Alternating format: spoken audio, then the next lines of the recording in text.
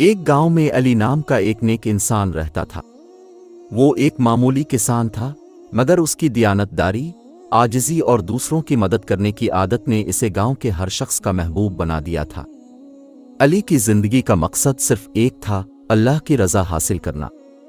وہ ہمیشہ کہتا تھا، اگر میں اللہ کے بندوں کی خدمت کروں گا تو اللہ مجھ سے راضی ہوگا۔ علی کی زندگی کا ہر دن فجر کی نماز سے شروع ہوتا تھا۔ وہ عبادت کے بعد کھیتوں میں کام کرتا اور جو کچھ کماتا اس کا ایک حصہ ضرورت مندوں میں تقسیم کر دیتا۔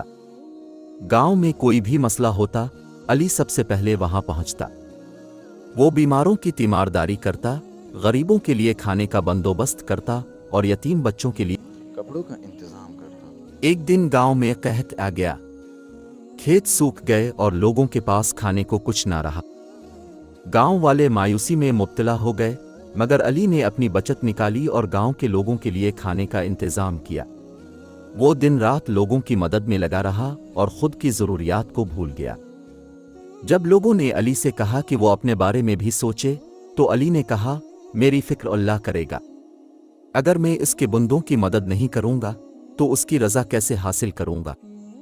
علی کی یہ بات گاؤں والوں کے دل میں اتر گئی۔ وہ سمجھ گئے کہ علی کی زندگی کا راز اس کا اللہ پر مکمل یقین اور دوسروں کے لیے قربانی کا جذبہ تھا۔ علی کی نیکیاں دیکھ کر گاؤں کے لوگوں نے اپنی زندگی میں تبدیلی لانے کا فیصلہ کیا۔ انہوں نے خود غرضی کو چھوڑ کر دوسروں کی مدد کرنا شروع کر دی۔ ایک دن ایک مسافر گاؤں آیا جو راستہ بھول چکا تھا۔ علی نے نہ صرف اسے کھانا دیا بلکہ اس کے ساتھ چل کر اسے منزل تک پہنچایا۔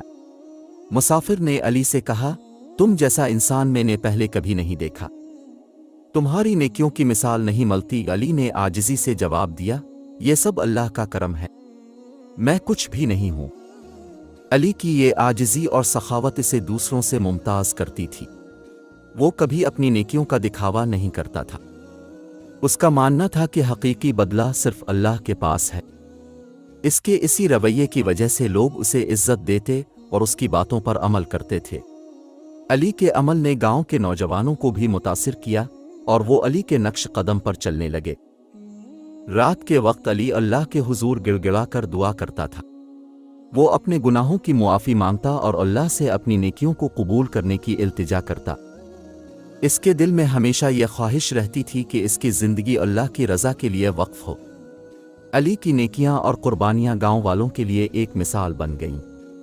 اس کی زندگی نے لوگوں کو یہ سکھایا کہ اللہ کی رضا عبادات کے ساتھ ساتھ مخلوق کی خدمت میں بھی ہے۔